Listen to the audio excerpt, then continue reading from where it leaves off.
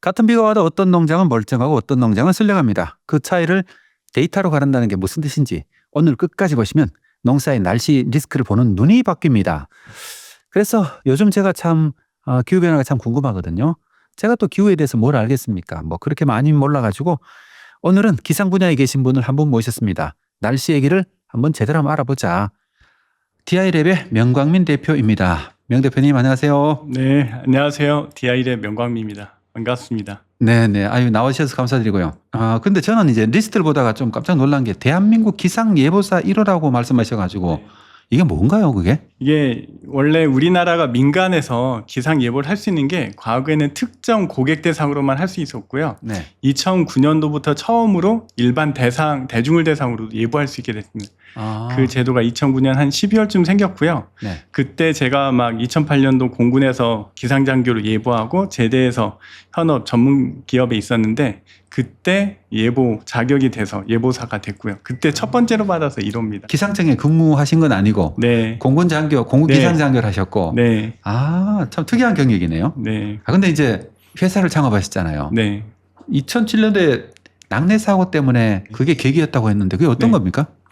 2007년이 제가 군대 수원에서 기상장교 예보하던 때인데요. 그날이 주말이었고 제가 예보 근무 조장이었어요. 네. 저 같은 경우는 담당하는 예보 구역이 있어요. 그래서 수원 비행단하고 그 주변의 육해공군 지역들 다 경보 내리고 전파하고 다 지켜보고 있었는데 사실 공공에서는 민간 개인들한테도 다 줄 수 있는 어떤 전파할 수 있는 도구가 있는 건 아니거든요. 다음날 퇴근할 때 보니까 북한산의 낙뢰 사고로 몇 명이 사망한 사고들이 있었고요.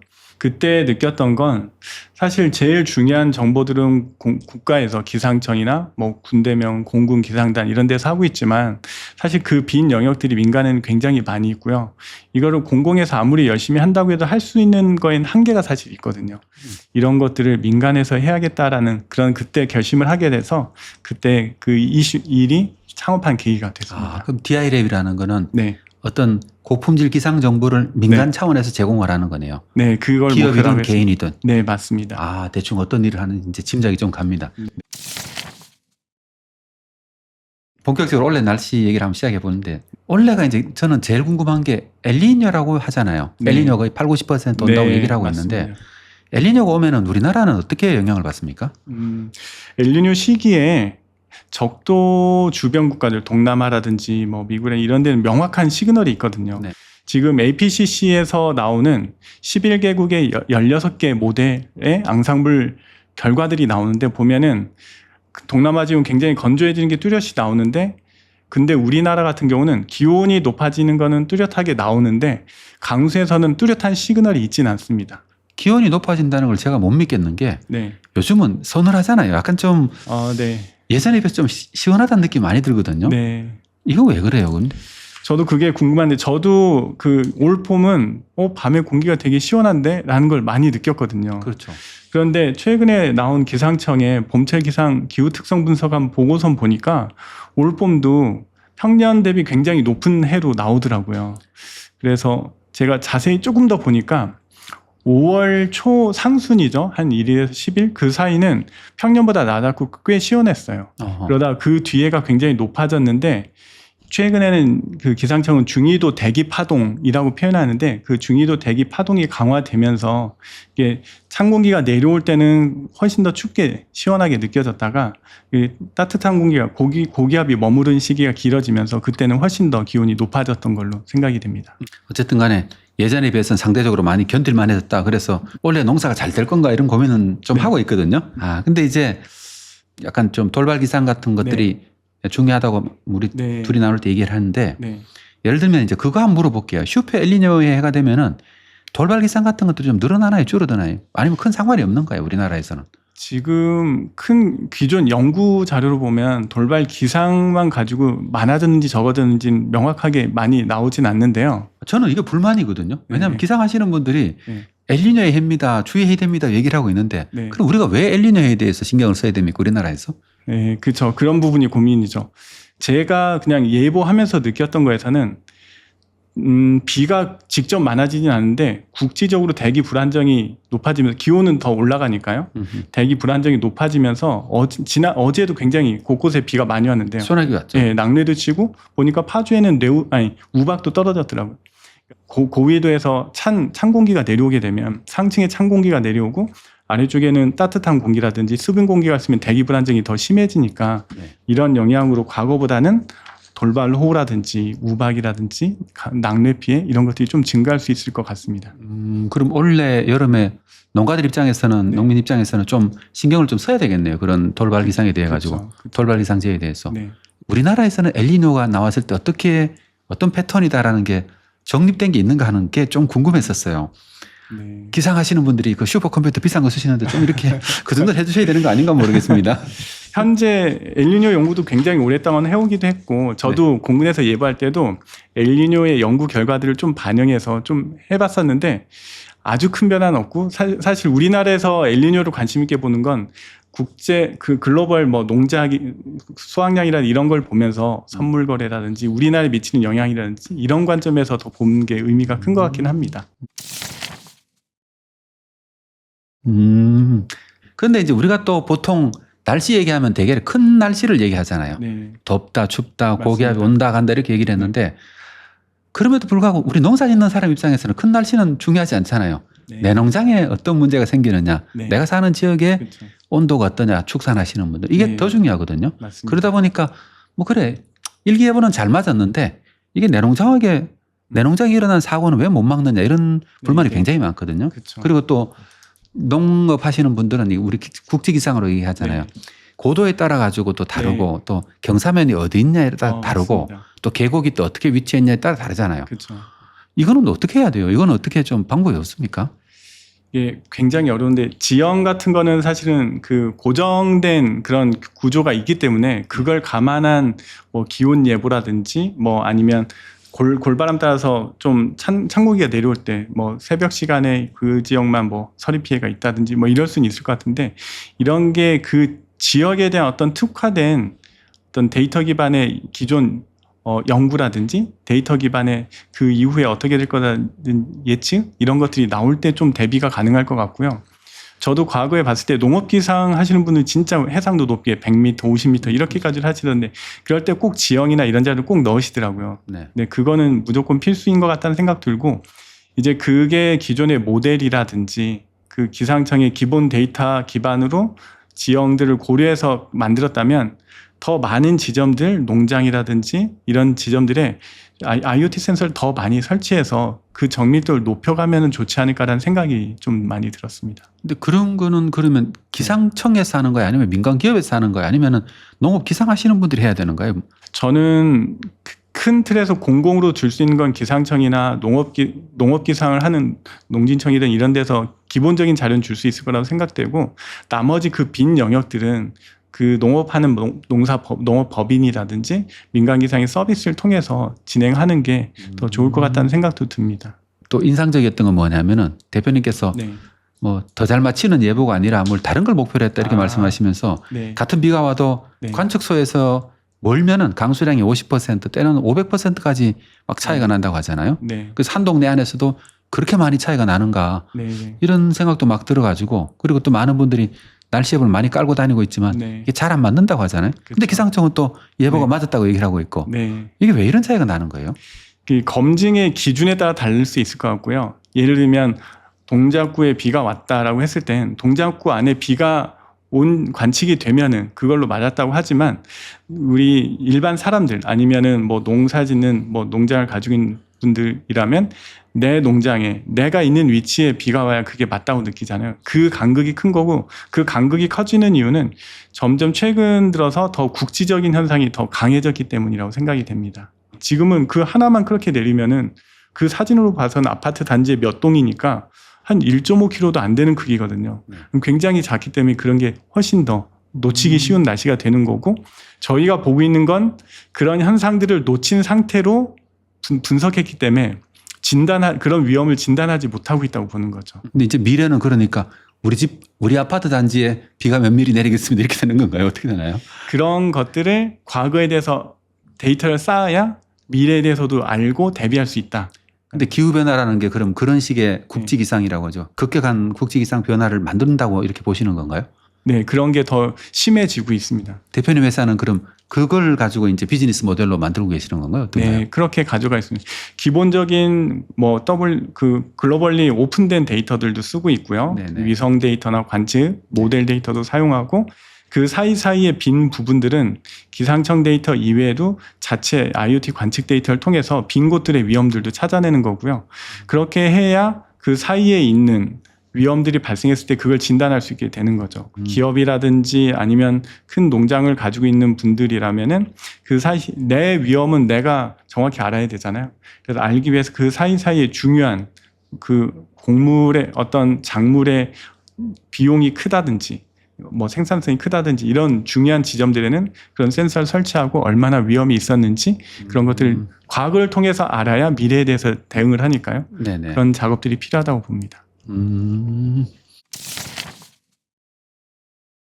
저도 이제 기상 데이터를 많이 보곤 하는데 네. 너무 어려운 것 같아요. 기상을 가지고. 소장님은 기상 하면 그래도 떠오르시는 게 있으시죠? 그렇죠. 그렇죠. 네. 어떤 게 떠오르세요? 갑자기 뭐 이렇게 폭우가 막 내리거나 그렇죠. 네. 갑자기 추워지거나. 네. 제가 처음에 갔을 때 얘기했던 건 기상 하면은 딱 떠오르신 게 저희는 그렇게 위험 기상을 생각하는데 어디 낙원상가 말하나? 뭐 이런 얘기를 하셨거든요. 그러니까 생각보다 그 간극이 생각보다 많이 컸고요. 낙원상가의 악기 전문점들이 네, 많죠. 맞습니다. 그런 걸 떠올렸고 그런 차이가 굉장히 크구나. 그리고 관측할 때도 이거를 몇 초마다 샘플링한 거를 평균해서 보는 온도인지에 따라서도 그 특성이 다르거든요. 사실 이런 데이터의 특성을 알고 분석하는 게 굉장히 중요하기도 하고 또 작물이나 위험을 대비할 때는 내가 봐야 되는 게 평균 온도인지 최저 온도인지 아니면 바람 같은 경우도 우리는 과수원에 뭐 바람 피해가 있으면 그건 평균 풍속이 아니라 돌풍 풍속을 봐야 될 거잖아요. 그렇죠. 그러니까 이런 것들 그리고 내일 바람이 그냥 강하게 분다 이거보단 돌풍의 위험이 높아지는지 이런 것들도 알아야 되니까 그거는 다 생성한 기적도 다를 수 있어서 이런 게 실제로 일반인을 대상으로 예보할 때는 이 정보들 다 주기가 사실 어려워요. 분석해야 되는 게 너무 많기 때문에. 근데 민간이라고 하는 게 사실은 쉽게 말하면 특정 대상을 위해서 분석하고 그분이 원하는 정보를 주는 데는 그분의 임계치라든지 특성에 맞춰서 예보를 해줄 수 있잖아요. 자료도 분석하고. 그래서 사실은 더 정확해질 수 있고 그 리스크를 줄일 수도 있게 되는 겁니다. 그 말씀 듣다 보니까 이런 생각이 들거든요. 예를 들면 농업 분야 요즘 기상재해가 많잖아요. 네. 재해보험이 또 적용되고 그렇죠. 있고 재해보험 적용되는 게 매년 1조 원이 넘어가거든요. 네. 평균적으로 기온이 올라가는 거는 병해충이 늘어나는 거에 영향을 미치고 있고 네. 그다음에 또 국지기상 같은 경우는 그 사과 같은 게 떨어지거나 뭐 이런 피해받는 거에 영향을 주잖아요. 네. 앞에 말씀드렸듯이 그 돌발 기상 중에 네. 평균 바람 풍속이 중요한 게 아니고 네. 최대 풍속 그렇죠. 그게 얼마냐가 더 중요하고 있고 맞아요. 그럼 이걸 각자로 다 이렇게 분류해서 이게 예보라든가 아니면 정보를 줄 수 있는 건가요? 그게 쉽게 나오진 않은데 그런 요소들을 뽑아서 별도로 분석해서 줄 수는 있을 거로 생각이 됩니다. 저는 또 농업계에서 이런 것들이 많이 있거든요. 예를 들면 네. 재해보험을 이제 판정을 할 때 네. 한 연농가가 있어요. 과수원을 네. 하고 있는데 내 과수원만 피해를 봤어요. 네. 참 억울하잖아요. 이걸 그렇죠. 가지고 맞아요. 내 과수원 피해 보니까 내가 농사를 잘못 지어가 피해를 받았나 이런 생각을 할 수 있잖아요. 네. 이런 것도 그럼 과학적으로 분석해낼 수가 있는 건가 이게요? 그 지점의 자료가 없을 때는 사실 주변 자료 가지고 그 지역을 추정하는 방법을 하게 되거든요. 그래서 어느 정도는 뭐 분석해서 이게 이런 피해가 가능하다 정도 정보를 줄 수 있지만 사실 더 정확한 건 그 지점의 자료를 측정하는 게 제일 정확하다고 생각하고요. 그리고 저희가 봐야 되는 게 뭐 돌풍이라면 높이가 달라야지. 과수가 있으면 과수 캐노피보다 위에서 관측해야 그 피해들이 정확히 분석이 될 거고 서리피라면 그 식물 키가 몇이냐에 따라 50cm 키 되는 거면 그 정도 높이의 기온이라든지 아니면 바닥에 깔리는 뭐 이런 낮은 작물이면 그 높이의 온도를 같이 재가지고 그걸로 분석을 하는 게 사실 정확하게 줄 수 있을 것 같습니다. 너무 어려울 것 같은데요. 근데 이제 우리가 정밀 농업을 하려다 보니까 네. 기상 정보라는 게 굉장히 중요하잖아요. 네. 농가들 입장에서 물을 줘야 될지 말아야 될지 그죠? 최적 타이밍을 정하는 데도 네. 도움이 되고 하잖아요. 네. 그런데 그걸 알려 그러면 기상을 잘 알아야 되잖아요. 기상청에서 예보하는 것만 가지고 하긴 어렵잖아요. 우리나라 네. 같은 지형에서는 그죠? 그래서 농지청에서는 100m 해상도의 정밀 기상 정보를 제공한다고 하는데 이건 약간 좀 이제 약간 뭐라 그러죠? 모델링이라 그럽니까? 네, 시뮬레이션이라 그렇죠. 그럽니까? 네. 그거에 대해서는 이제 저게 얼마나 정확할까 하는 의심을 할 수밖에 없잖아요. 그렇죠. 맞습니다. 정확도라는 게 아무래도 한계가 네. 있을 수밖에 없잖아요. 네, 그렇죠. 이거를 어떻게 높이는 방식이 있을까요, 그러면? 그걸 만드신 분들도 결국은 정답이 되는 참값, 관측값이 없기 때문에 그 한계에서 한계를 인정하고 만드셨을 거고, 그 만든 자료에 내 지점의 자료가 있다면은 이 지점은 분석한 것보다 늘 보니까 한 0.5도 정도는 높더라. 그럼 그런 바이아스를 잡아줄 수도 있을 거고요. 네. 바이아스가 나오지 않으면 사실 그건 못 잡을 거고, 그 변동성 범위 안에 들어간다고 봐야 되고, 저희가 데이터를 볼 때 중요한 게 이 값의 변동 범위, 불확실성의 범위가 어느 정도인지 아는 거랑, 그리고 이 바이아스가 있으면 바이아스를 잡을 수 있는지 이기 때문에 이 부분을 좀 더 정확히 할 수 있으면 더 정확한 값을 얻어낼 수 있을 거라고 생각이 되고, 그 시작이 사실은 관측이라고 생각이 됩니다. 근데 이제 그럼 우리가 대표님 회사에서는 그럼 네. 어떤 쪽으로 서비스를 하고 있는 거예요? 지금은 국내는 B2B 기업 대상으로 하고 있고요. 해외 개도국의 기상청 대상으로 하고 있는데, 기업 대상으로 하는 거 보면 태양광 발전소 한 300개 정도를 ONM 운영 관리하는 회사가 있거든요. 네. 거기에서 발전량 예측이나 이상 감지도 하지만 추가적으로 그 지점들의 이게 산사태로 무너지는 정도까지는 아니어도 비가 어느 정도 많이 왔을 때는 이게 토양이 물을 머금으면 약간 밀릴 수도 있거든요. 네. 아니면 토사가 유출돼서 배수구를 막을 수도 있는데, 그런 정도의 위험이 있는 것들을 과거에 내린 비와 앞으로 내릴 비를 가지고 위험 정도를 줍니다. 그럼 그걸 보고 300개 중에 어디부터 가서 작업해야 되는지 이런 정보들도 판단하게 되고요. 건설사 같은 경우도 지금 하고 있는데, 저희가 삼성물산 하는데, 거기 같은 경우는 건설 현장에서도 옥상하고 지상하고 실내에서도 또 지하 작업장 다 온도가 다르거든요. 그래서 온열 질환 관리를 하는 데 있어서도 위치마다 다 다르기 때문에 얼마나 다른지를 정량적으로 진단해서 알고 그에 맞춰서 안전 관리를 하는 거죠. 안전 관리도 되고 그게 결국은 공정 관리도 되는 거죠. 말씀 듣다 보니까 그럼 우리나라 같으면 산림청에서는 이제 그 산사태 예보 같은 걸 하잖아요. 네. 집중호우가 굉장히 중요할 것 같고. 그렇죠. 그때도 그럼 관계가 하는가요, 그쪽은?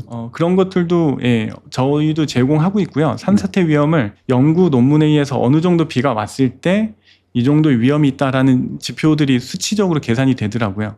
그 정보를 같이 넣어서 임계치로 같이 제공해주고 있습니다. 산림청하고 대표님 회사하고 어느 게 더 정확합니까? 중요한 차이는 아마 그 현장에 데이터가 있느냐 없느냐. 왜냐하면 비가 왔어도 한 5km, 10km 반경에 차이가 있잖아요. 그렇죠. 그래서 저희도 그 고객사의 중요한 자산이면은 그 지점에 강우량계를 설치해서 같이 분석하거든요. 그렇기 때문에 옆에서는 50mm 왔다고 해도 여기는 한 80mm 왔을 수도 있기 때문에 그 위험을 정확하게 봤기 때문에 더 정확할 수밖에 없다고 생각합니다. 이건 저희가 잘해서보단 그 데이터가 있기 때문이고요. 그래서 저 같은 경우도 더 신경 쓰는 게 그런 참값의 데이터를 얼마나 고품질로 만드냐를 많이 노력을 했고요. IoT 센서 설치하는 사업 되게 많이 했거든요. AWS라는 거요? 네, 그렇죠. 많이 했는데 그런 것들이 분석하는데 한계가 있었던 이유는 그 데이터들이 설치된 뒤에 운영되다 보면 다양한 형태의 오류들이 있습니다. 그렇죠. 그걸 얼마나 잘 걸러내고 고품질 정확한 데이터만 분석에 쓰느냐, 이게 굉장히 중요한 요소 중에 하나입니다. 한 15년 정도 저는 그거를 해왔습니다. 그리고 저는 생각할 때 노지 재배도 그렇지만 하우스 원예 재배할 때는 보면 저희 부모님이 농사를 지어서 어렸을 때 상추 농사나 이런 것들 많이 했는데, 사실 농약을 적게 주면은 이 안에서 습할 때는 잎 뒤에 곰팡이도 많이 생기고 그러는데, 이런 것들을 어떻게 줘야 될까? 그런 것들이 아마 말씀하신 그 생물 작용하고 기상하고 굉장히 영향을 많이 미치는 것 같아서, 그런 데이터가 좀 많이 쌓이면은 실제 어떤 병이 발생한 정보랑 그 당시 기상들이 쭉 쌓이면은 좀 더 정밀하게 예측하고 어느 시기에 농약을 줘야 될지나 물을 줘야 될지 이게 좀 더 정밀한 값이 나올 것 같습니다.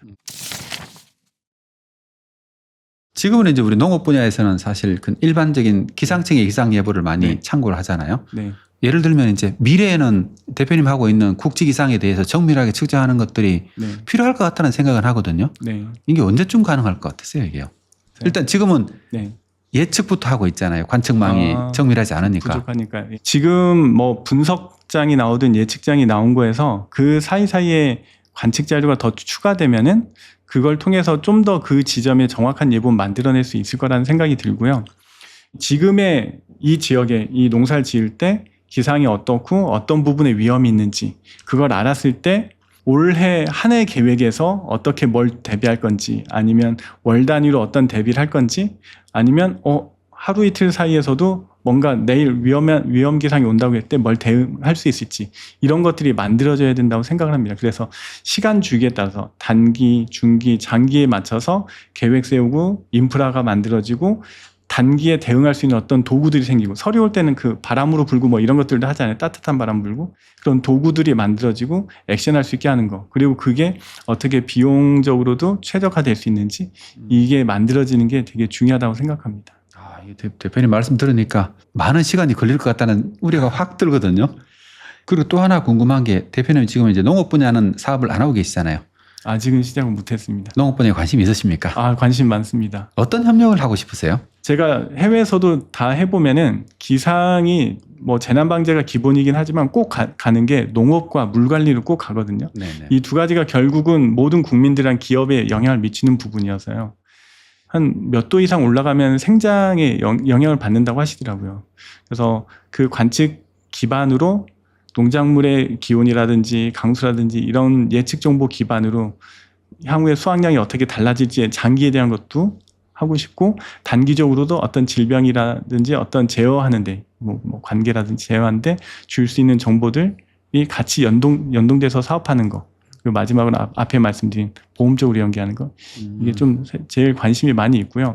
앞으로는 그 날씨, 기후의 변동성이 커지다 보니까 그에 대비할 수 있는 체계가 사실 식량 안보 측면에서도 체계가 만들어져야 되기 때문에 현재 어떻게 변하고 있는지 그 변화된 상황에서 작물의 수확량이 어떻게 달라질지 그래서 우리는 그거를 뭐 재배 방식에서 아니면 육종에서 아니면 다른 분야에서 어떻게 대비할 수 있을지 이런 것들도 같이 만들어갈 수 있는 걸.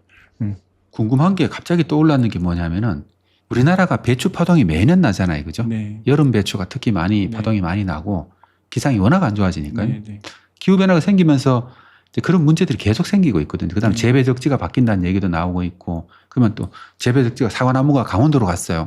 강원도로 가게 되면은 서리 피해는 점점 더 취약해지잖아요. 그렇죠. 또 고도가 높아지다 보니까 또 다른 국지기상 영향이 또 많이 받게 되고 그러면 점점 더 정밀기상이라는 게 더 좋아져야 될 거라는 생각을 하거든요. 그게 가능해지려고 그러면 뭐가 필요할까요? 일단 관측망이 많아져야 되는데 누구나 다 이해를 하는데 관측망이 어떻게 늘어날 수 있을까?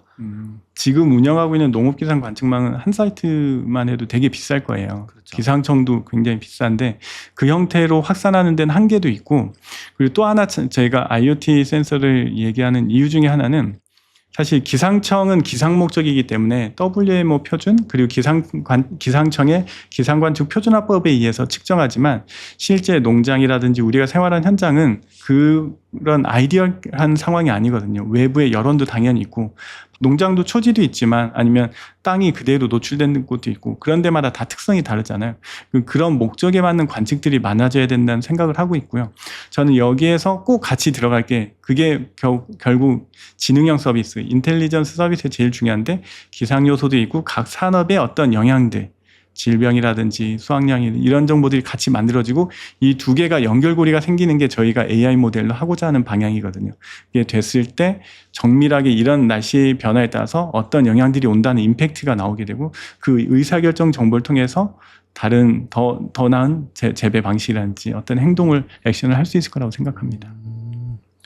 농업 분야가 할 게 많다는 느낌이 들거든요. 근데 이제 요즘 기후변화가 점점 심해지고 있잖아요. 네, 맞습니다. 평균 기온이 올라간다. 근데 뭐 어떤 해는 추웠다 더웠다 하고 있는데 지구 온난화가 점점 심해진다는 게 농민의 관점에서는 이게 어떤 의미로 받아들여야 되는 거예요? 평균 기온이 올라가는 것도 있지만 저희가 중요하게 봐야 되는 거는 온도의 변동성이 커진다는 것도 있거든요.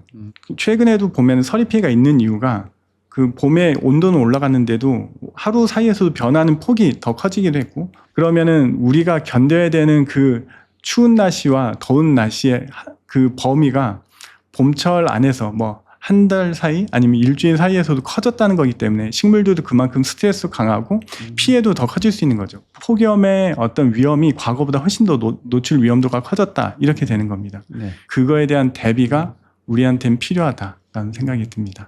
우리는 평균적으로 좀 더워졌다 이렇게만 생각하고 있는데 네. 평균적으로 더워졌다는 얘기는 이게 이 더운 건 더 더워지고 네. 추운 건 더 추워지고 이런 게 편차가 커졌다. 네. 그러면서 평균적으로 올라가고 있다 이렇게 보는 거네요. 네, 네. 옛날에는 이렇게 좁았다 치면은 네. 넓어지면서 평균적으로 올라가고 있는 네, 네. 더 안 좋은 상황이네요. 그렇죠. 참 다들 이제 기후 변화에 대해서 말들은 많이 하고 있지만은 네. 그게 어떻게 와닿는지 잘 모르고 있거든요. 네. 더운 해에는 정말 너무 덥다 이런 생각을 하고 있지만은 네. 또 겨울 오면 금방 잊어버리잖아요. 네, 그렇죠. 그게 참 너무 아쉽다는 생각이 들고 또 다음에 대해서 많은 투자를 해야 되는데 그게 잘 안 되고 있다는 생각이 드네요. 그러니까 네. 이 농업 분야 분들이 잠재적인 고객일 수도 있지 않습니까? 네, 맞습니다. 어떤 얘기를 해주고 싶으세요?